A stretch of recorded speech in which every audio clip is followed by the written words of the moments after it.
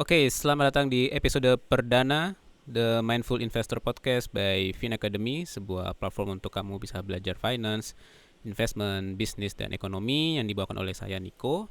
Ya, mungkin saya sebelumnya adalah juga seorang podcaster bersama teman saya Moses di Podcast Kotak Masuk. Teman-teman juga bisa cek di Spotify ataupun di YouTube tentang Podcast Kotak Masuk. Dan kebetulan memang belum ketemu waktunya nih bisa bareng sama Moses untuk ngobrolin tentang seputar ekonomi dan bisnis bareng Moses. Jadi sambil mengisi waktu saya coba bikin sendiri ya podcast. Namanya adalah The Mindful Investor Podcast by Fin Academy. Nah, jadi format dari podcast Mindful Investor ini tuh ada 3 segmen. Jadi yang pertama adalah Money Moves, di mana kita akan ngobrolin tentang topik terbaru nih, ekonomi, pasar gitu ya, dan implikasi terhadap kita. Kemudian yang kedua adalah Investor Mindset, di mana di sini saya coba akan sharing bagaimana caranya kita bisa menumbuhkan nih kepercayaan diri dan juga bisa membantu teman-teman mungkin mengatasi masalah rasa takut ataupun anxiety gitu ya ketika berinvestasi. Dan yang ketiga adalah segmen The Big Picture. Itu kita akan sedikit bahas ataupun mengulas mengenai peristiwa ekonomi ataupun keuangan di masa lampau. Dan moga-moga ini bisa dibawakan satu segmen satu hari, tentu diupload di hari yang berbeda. Dan hari ini kita akan coba bahas tentang satu segmen ya. Segmen pertama itu adalah Money Moves, di mana saya akan coba rangkum beberapa berita dari 2 minggu terakhir tentang ekonomi. Ada beberapa tema yang akan saya coba bahas. Yang pertama adalah dari Amerika Serikat ya, ada sekitar tiga topik. Kemudian nanti ada satu dari Asia. Di sini adalah ada update dari India. Dan juga yang paling menarik adalah dari Indonesia. Tentu kita akan bahas tentang apa sih sebenarnya yang sudah terjadi di Indonesia. Ada Patriot Bond, ada Burden Sharing BI, kemudian ada juga yang terbaru adalah pergantian Menteri Keuangan. Nah, ini kan akan sangat menarik sekali untuk kita coba bahas. Oke, mungkin yang pertama ini saya akan coba bawakan dengan singkat, yang penting intinya saja. Jadi yang pertama dari Amerika Serikat, beritanya adalah mengenai pemotongan daripada Fed rate. Nah, jadi Fed rate itu kan teman-teman mungkin cukup familiar, paling gampang dia adalah suku bunga Bank Sentral Amerika yang sangat mempengaruhi pergerakan daripada ekonomi dunia gitu ya. Kita juga melihat daripada saat pandemi, kita lihat kita lihat dari Fed rate ini dia dropnya turun. Untuk apa? Untuk menggairahkan ekonomi. Kemudian pada saat sudah sampai di level terendah, dia mulai pelan-pelan menaikkan sampai ke angka sekitar 5% gitu ya. Dan kita menunggu nih ya, ketika mereka menaikkan rate-nya sampai di atas 5%, itu membuat market secara global itu bergerak duitnya itu ke arah Amerika Serikat, karena buat para investor itu masih lebih aman ya untuk bisa menaruh uangnya di Amerika Serikat, plus juga karena memang mereka masih favorable terhadap uang mata dolar gitu ya, mata uang dolar. Nah, jadi dengan adanya angka 5% itu membuat likuiditas berpindah ke Amerika Serikat, dan termasuk Indonesia juga terimpact. IHSG itu sempat terkontraksi dan seterusnya. Nah, ini sudah ada mulai tanda-tanda bahwa Fed rate akan diturunkan. Kenapa? Karena ketika Fed rate-nya kemarin naik, itu membuat ongkos untuk melakukan pinjaman untuk ekspansi bisnis itu menjadi lebih mahal. Dan dampaknya adalah selain kesulitan untuk pengembangan bisnis, nah ini juga ekonomi jadi agak lumayan melambat. Nah, memang sih targetnya adalah dari Fed itu adalah untuk bisa mengontrol inflasi. Ya, pada saat dia tadi di awal pandemi itu dia drop gitu ya, Fed rate-nya, bisnisnya bergairah, banyak sekali investment, inflasinya menaik dengan lumayan signifikan. Nah, ternyata itu juga bukan suatu hal yang baik ya. Makanya dia akan turunkan. Nah, pada saat dia naikkan kemarin itu likuiditas bergerak ke Amerika Serikat. Nah, kita mulai melihat perlambatan ekonomi ini harus sudah mulai dikendalikan. Jadi AS akan menurunkan Fed rate. Kemudian harapannya adalah ekonomi Amerika Serikat akan mulai bergerak, mulai memanas lagi, dan kemudian likuiditas juga akan mulai bergerak ke arah emerging market gitu ya. Jadi buat teman-teman yang mungkin investor daripada pasar modal, tentu ini sangat ditunggu-tunggu ya, dinantikan mengenai penurunan daripada Fed rate. Itu berita pertama. Berita kedua adalah ini yang menarik, dari Amerika Serikat juga mengenai stablecoin. Nah, ini adalah uang kripto. Jadi ya kita cukup sering ya mendengar kata Bitcoin, kemudian ada beberapa jenis kripto lain, tapi yang mungkin kita pahami, cryptocurrency ini tuh dia bergerak secara volatile gitu ya, mengikuti supply demand. Tetapi sebenarnya kita juga paham bahwa kripto ini kan sebuah alat pembayaran yang sangat efisien. Dan di sini sebenarnya di market sudah mulai ada namanya itu stablecoin. Dari kata-katanya sudah cukup clear ya, stablecoin artinya koin ini itu stabil, dia bisa digunakan untuk transaksi dan juga bisa digunakan untuk sebagai media penyimpan nilai gitu ya. Mekanismenya adalah si stablecoin ini dia untuk $1 yang diissue dari cryptocurrency-nya itu di backup oleh $1 juga rupiah, $1 mata uang itu di sebuah perbankan. Nah, yang menarik adalah Amerika Serikat sudah mulai mendukung adanya regulasi mengenai stablecoin ini. Jadi ya mungkin kita juga sering dengar bahwa cryptocurrency ini sebagian itu digunakan untuk money laundry gitu ya. Nah, sekarang sudah ada regulasi yang mengharuskan untuk issuer daripada stablecoin ini itu dia dilakukan proses KYC atau pastikan bahwa uangnya itu tidak boleh digunakan untuk money laundry. Kemudian dia juga clear bahwa setiap stablecoin yang di-issue itu juga harus ada clear reserve-nya ataupun backup-nya ataupun cadangan dolarnya. Jadi 1:1, $1 stablecoin USDT itu harus di-backup dengan $1 yang ada di perbankan gitu ya. Dan juga ada proses untuk melakukan review ataupun audit ya terhadap issuer stablecoin. Jadi ini membuat mata uang stablecoin ini menjadi sebuah media yang terpercaya, kredibel, yang mana sebenarnya apa sih untungnya kita punya stablecoin? Nah, yang paling berasa adalah ini ongkos untuk melakukan pemindahan uang dari satu akun ke akun lain itu sangat efisien. Misalnya saya harus mau bayar suatu pembayaran dalam bentuk dolar di Indonesia untuk saya mungkin bertransaksi di luar negeri yang sebelumnya mungkin memakan biaya cukup tinggi, misalnya $25 sampai $30. Nah, ini sekarang sudah dalam hitungan waktu yang lebih singkat dan lebih murah bisa dilakukan dengan menggunakan stablecoin. Jadi kita menantikan stablecoin untuk IDR ya. Ini mungkin yang sedang dikaji oleh BI. Tapi minimal adanya stablecoin USD yang sudah diregulasi itu menjadi suatu presiden yang baik untuk pengembangan stablecoin IDR. Kemudian berita lainnya lagi adalah mengenai tarif yang hari ini mungkin kita sering dengar Presiden Trump mengenakan tarif yang sangat tinggi kepada counterpart Amerika Serikat termasuk Indonesia yang mungkin sempat tinggi kemudian dinegosiasikan menjadi 19%. Nah, ini rupanya sebenarnya dari sisi pengusaha daripada Amerika Serikat itu juga melakukan gugatan gitu ya kepada pemerintah bahwa dengan menaikkan tarif itu juga mengganggu bisnis mereka terutama dari importir gitu ya. Nah, mereka melakukan proses banding kepada pengadilan dan secara keputusan itu memang tarif itu tidak sah. Nah, tapi untuk efektivitas daripada mengembalikan tarif kepada yang seharusnya ini sedang dalam proses, tapi minimal kita lihat bahwa ya artinya market bisa mempunyai suatu ekspektasi bahwa tarif ini akan kembali normal termasuk Indonesia.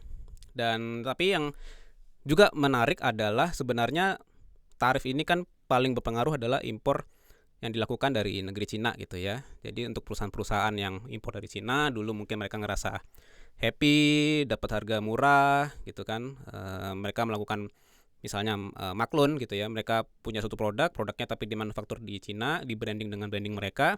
Nah, sempat dengan adanya tarif yang berlaku dari Trump itu mengganggu bisnis mereka. Nah, sekarang mereka mulai berpikir untuk kayaknya jangan semuanya ditaruh manufacturingnya di Cina deh. Mungkin kita perlu untuk melakukan diversifikasi daripada supply chain sehingga ada namanya tren itu adalah China plus one gitu ya. Artinya selain Cina, yuk kita invest manufacturingnya di negara lain.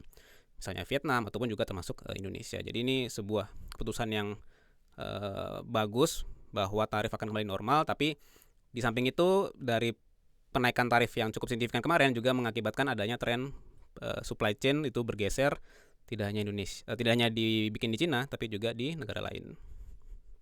Itu dia mungkin dari Amerika Serikat untuk 3 topik.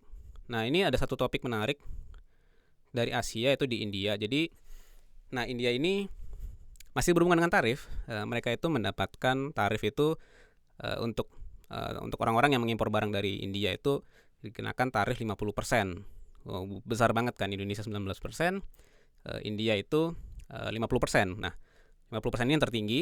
Nah, kenapa mereka bisa dapat 50%? Nah, sebenarnya tarif yang berlaku itu adalah 25%. Jadi reciprocal tarif atas barang-barang impor India itu 25%, tetapi ada tambahan 25% karena India itu secara konsisten dan terus-menerus itu membeli minyak dari Rusia. Ini yang juga membuat ketegangan politik dari Amerika Serikat, sehingga Amerika sebenarnya mereka cukup suportif terhadap Ukraina, dan kita tahu bahwa sedang ada konflik antara Ukraina dengan Rusia.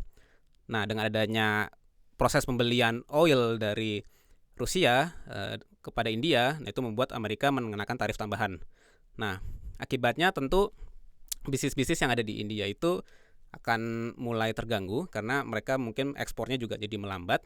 Nah, untuk membantu masyarakat bisa menangani situasi yang kurang favorable itu, pemerintah India itu melakukan pemotongan tax gitu ya, atau GST istilahnya. Mungkin di kita mirip seperti PPN. Nah, itu disederhanakan sehingga memastikan atau menjaga daya beli dari masyarakat gitu ya. Ini cukup menarik. Harusnya Indonesia juga bisa nih melakukan proses untuk menyederhanakan PPN sehingga bisa tetap terjagalah daya beli dari masyarakat. Nah, itu dia dari Asia. Belum ada begitu banyak berita tentang Asia Tenggara. Nah, mungkin kita bisa beralih ke Indonesia. Nah, ada mungkin 3 berita ya yang bisa saya share ke teman-teman tentang Indonesia. Yang pertama sebenarnya berkaitan dengan rusuh ataupun protes yang terjadi 2 minggu ini. Sebenarnya kita bisa melihat bahwa ada respon daripada market gitu ya. Kita ingat bahwa aksi protes itu terjadi di hari Kamis minggu lalu. Kemudian hari Jumatnya itu direspon ada penurunan hingga ke angka 2% dari IHSG. Kemudian rupiah juga sempat melemah gitu ya. Kemudian diikuti juga Senin itu ada penurunan lagi dari IHSG. Sempat pembukaannya itu minus 3%. Tapi dengan adanya beberapa istilahnya respon daripada pemerintah, misalnya kayak tunjangan DPR itu akan mulai di-adjust gitu ya, ada yang dikurangi. Nah, itu mengembalikan sebagian kepercayaan market terhadap Indonesia, sehingga kita bisa lihat bahwa di Selasa sampai Rabu itu ada rebound atau stabilisasi terkait daripada IHSG dan juga mata uang rupiah terhadap dolar. Jadi yang bisa kita lihat sebenarnya aksi protes kita itu yang dilakukan oleh masyarakat kepada pemerintah memang ada impact, tapi kita juga bisa melihat ada feedback daripada pemerintah. Tapi sebenarnya yang kita bisa lihat adalah ya ini mungkin baru awal ya adanya pergerakan dari masyarakat. Kita mungkin akan expect ada beberapa mungkin gerakan ataupun suara protes dari masyarakat. Semoga tidak ada korban lagi ya, korban jiwa terutama.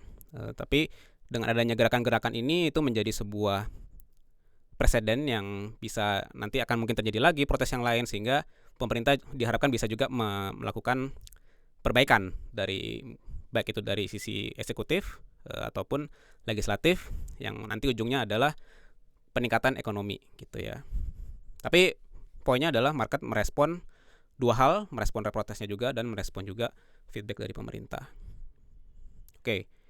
Kemudian berita kedua mungkin yang saya juga ingin highlight adalah akan ada namanya itu antara pemerintah dan bank sentral itu burden sharing.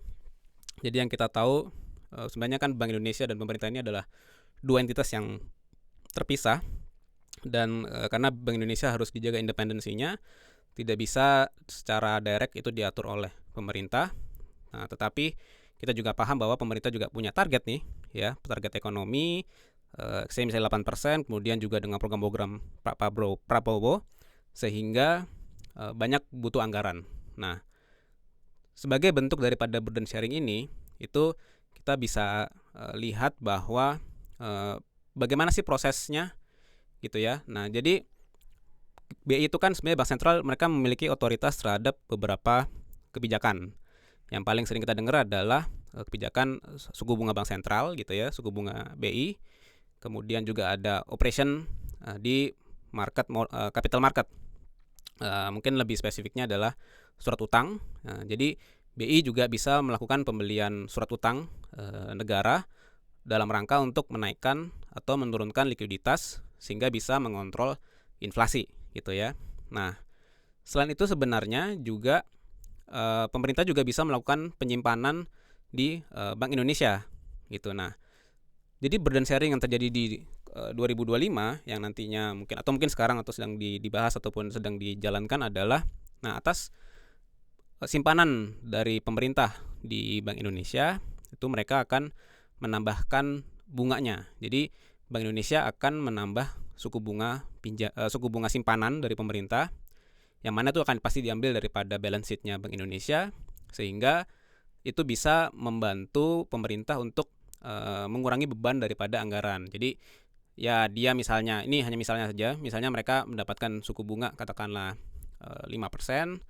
Nah, itu dalam bentuk adalah bunga atas simpanan. Nah, itu mereka akan dapat di atas 5% misalnya gitu ya. Nah, kelebihannya itu bisa digunakan untuk program-program pemerintah, terutama program-program yang menjadi prioritas gitu ya. Nah, ini sebenarnya adalah suatu hal yang positif yang kita juga bisa tunggu kira-kira efeknya akan seperti apa ke masyarakat. Oke, terus mungkin berita berikutnya yang menarik adalah Patriot Bonds. Ya, ini cukup santer ya, terdengar bahwa Patriot Bond ini yang ditawarkan oleh Danantara ya, itu bunganya adalah 2% gitu ya, dengan nilai uang yang akan dikumpulkan dicari adalah 50 triliun. Jadi namanya adalah Patriot Bonds. Nah, bondsnya itu artinya mungkin diharapkan adalah adanya jiwa patriot gitu ya daripada penyandang dana, di mana mereka hanya akan mendapatkan imbal hasil senilai 2%, di mana harga mungkin di market gitu ya untuk obligasi itu ada di kisaran 5-6% gitu ya, atau mungkin 7%. Nah, ini hanya 2%, yang mana secara penggunaan ini sudah spesifik direncanakan adalah untuk membiayai proyek-proyek yang secara return itu mungkin tidak bisa memberikan hasil yang positif dalam waktu dekat. Nah, contohnya yang sering kita dengar di market adalah transisi energi atau waste to energy. Nah, ini memang suatu proyek yang kalau dikatakan returnnya berapa persen, nah itu ya mungkin returnnya mungkin sekitar 10% plus minus ya, mungkin bisa 9%, mungkin bisa 11%, tetapi mungkin secara resiko juga tinggi. Kenapa? Karena pada saat di awal-awal dibangun ya mungkin dia istilahnya cash flow-nya juga masih terbatas gitu ya. Jadi dia mungkin baru menerima hasil positifnya itu setelah mungkin 4 tahun atau 5 tahun gitu ya. Nah, jadi banyak mungkin pihak swasta yang ragu-ragu. Kita kira-kira mesti invest nggak ya dengan tingkat imbal hasil sekian persen gitu ya. Nah, kalau kita pinjam ke bank definitely mungkin akan berat gitu, karena bank juga pasti secara profil risiko ini lebih tinggi sehingga harus diberikan bunga yang lebih mahal. Nah, dengan adanya Patriot Bonds ini sebenarnya kalau saya bisa memberikan komentar adalah suatu terobosan yang sangat baik, walaupun banyak orang yang mungkin punya pandangan berbeda. Mereka mungkin berpikir ini adalah suatu hal yang kurang baik dalam konteks mengganggu likuiditas misalnya, kemudian mereka berpikir mungkin ini akan ada janji-janji yang akan didilkan gitu ya antara pemberi modal juga dengan Danantara. Tapi untuk saya yang pernah belajar tentang sustainability dan lumayan memahami bagaimana profil risk and return daripada sebuah project sustainability, terutama transisi energi, ini adalah suatu terobosan yang sangat baik, yang saya pikir kalau ini sukses, maka tidak mungkin akan ada Patriot Bonds 2 ataupun Patriot Bonds 3 gitu ya. Tapi ya buat saya, kalau bisa yang ditampilkan ke masyarakat itu bukan hanya return financial itu 2%, tapi mohon mungkin teman-teman di Danantara bisa membuat juga summary berapa sih misalnya kalau kita bicara energi, berapa sih karbon yang bisa kita avoid, karbon yang bisa kita eliminasi atau kita hindari dengan proyek transisi energi. Nah, itu rasanya bisa membantu menjustifikasi bahwa secara financial return itu 2%, tapi benefitnya ke lingkungan itu jauh lebih besar daripada bahkan 10% in terms of financial gitu ya, in terms of angka. Nah, itu yang saya harap mungkin teman-teman di Danantara ataupun di pemerintah juga bisa prepare. Oke, itu dia mungkin Patriot Bonds. Kemudian baru hari ini kita mendengar bahwa terjadi reshuffle ya di kabinet Pak Prabowo, di mana salah satu daripada menteri yang di reshuffle adalah Ibu Sri Mulyani, yang mana kita juga tahu beliau satu periode menjabat di masa kabinet Pak SBY, kemudian secara full 2 periode di masa jabatan Pak Jokowi gitu ya. Dan sempat juga di masa Pak Prabowo itu dia menjabat hingga bulan September ini, artinya mungkin hampir 1 tahun. Nah, tapi memang cukup banyak kontroversi yang kita dengar, beberapa policy daripada Bu Sri Mulyani, terutama berkaitan dengan anggaran, itu yang memang menjadi topik yang hangat untuk kita bahas. Tapi anyway, saya tidak akan bahas mengenai histori kerja beliau selama 11 bulan terakhir, tapi yang menarik adalah siapa sih penggantinya gitu ya. Yang kita dapat informasinya bahwa penggantinya adalah Pak Purbaya Yudi Sadewa, which is beliau ini sebelumnya adalah Ketua Dewan Komisioner LPS. Kemudian sebelumnya itu pernah menjadi Deputi Bidang Koordinasi Kedaulatan Maritim dan Energi di Kemenko Marves. Kemudian kalau kita coba lihat latar belakang pendidikan beliau itu S1-nya dari ITB, Teknik Elektro. Kemudian untuk S2 dan S3-nya itu dari Amerika Serikat, Purdue University. Dan kita lihat juga secara profesional karirnya juga memang punya background di ekonomi, sebagai ekonomnya Dana Reksa, pernah juga jadi Direktur Utama Dana Reksa Sekuritas. Jadi saya rasa beliau secara CV itu cukup capable ya, dan dia bahkan sempat menilai bahwa pertumbuhan 8% ini yang diharapkan oleh Pak Prabowo itu bukan satu hal yang mustahil. Oke. Tapi mungkin yang perlu kita nantikan ataupun kita perlu lihat, perlu monitor adalah menjadi seorang Menteri Keuangan itu sangat berat karena dia fungsinya seperti CFO, di mana ada satu role mengenai budgeting gitu ya, memastikan bahwa anggaran yang diterima oleh pembayar pajak itu bisa dialokasikan secara efektif, efisien, walaupun tingkat efektivitasnya itu adalah kembali kepada kementerian dan lembaga, tapi minimal untuk pembagiannya itu juga harus dikontrol, jadi itu adalah tugasnya CFO. Kemudian penerimaan negara itu juga menjadi role yang sangat kritis gitu ya, daripada seorang Menteri Keuangan. Bagaimana caranya bisa menambah pemasukan negara. Tentu yang challenging adalah tanpa membebani masyarakat kelas menengah dan ke bawah, bagaimana caranya bisa menambah pemasukan, which is menurut saya satunya adalah ya ekonominya harus tumbuh. Semakin banyak orang berinvestasi, semakin banyak uang beredar di masyarakat, maka secara tidak langsung pajak akan menjadi lebih tinggi gitu ya.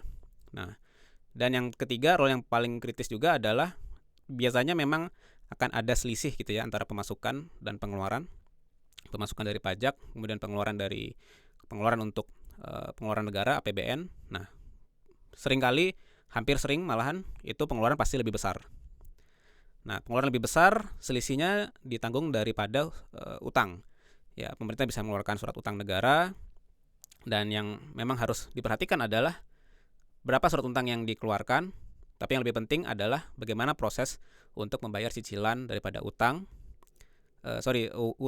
bunga dan cicilannya. Nah, sehingga tanpa mempengaruhi kemampuan negara dalam memberikan pelayanan kepada masyarakat gitu ya. Jadi saya pikir ya Bu Sri Mulyani sudah menjadi sebuah contoh yang baik selama kurun waktu 10 hingga 20 tahun terakhir. Nah, dengan adanya Menteri Keuangan baru, kita harapkan semoga ada inovasi yang baru, Dan ya kita say thank you kepada Bu Sri Mulyani dan kita ucapkan selamat datang kepada Pak Purbaya Yudi Sadewa. Semoga semua proses ataupun semua rencana yang dibuat itu bisa terlaksana dengan baik. Yang paling penting adalah untuk kita nih sebagai masyarakat itu bisa mendapatkan manfaat yang optimal. Oke, itu mungkin sedikit banyak tentang apa yang terjadi selama 2 minggu terakhir. Ini sedikit overview tentang apa sih yang akan saya coba bawakan setiap seminggu sekali ya, sebuah update dari market. Teman-teman bisa coba terus mengikuti seminggu sekali apa sih sebenarnya terjadi selama seminggu terakhir. Ya mungkin ini episodenya yang perdana cukup panjang, tetapi di next episode kemungkinan ya pasti akan lebih ringkas karena kita akan coba bahas yang penting-penting saja. Yang lebih penting adalah kira-kira impact-nya untuk kita sebagai investor itu apa gitu ya. Nah, akan ada 2 segmen lain, namanya investor mindset tadi ya, mencoba untuk membangun kepercayaan diri, kemudian mencoba menata emosi ya pada saat kita melakukan investasi. Kemudian segmen ketiga adalah the big picture, itu pelajaran daripada situasi ataupun kejadian luar biasa di ekonomi ataupun di pasar modal. Dan ya mungkin itu yang bisa saya share. Kalau misalnya episode ini cukup menarik untuk teman-teman, silakan di-share kepada teman. Kemudian kita akan ada beberapa channel di Spotify, ada mungkin di YouTube, kemudian juga di Apple Podcast ya, mungkin beberapa platform yang teman-teman biasa pakai untuk mendengarkan podcast. Itu bisa coba dilihat dan di-follow. Kemudian semoga apa yang saya bawakan ini bermanfaat. Nanti kita akan coba update dengan beberapa konten yang menarik lah ya untuk teman-teman. Jadi sekian dulu dari saya, sampai ketemu di episode selanjutnya. Bye-bye.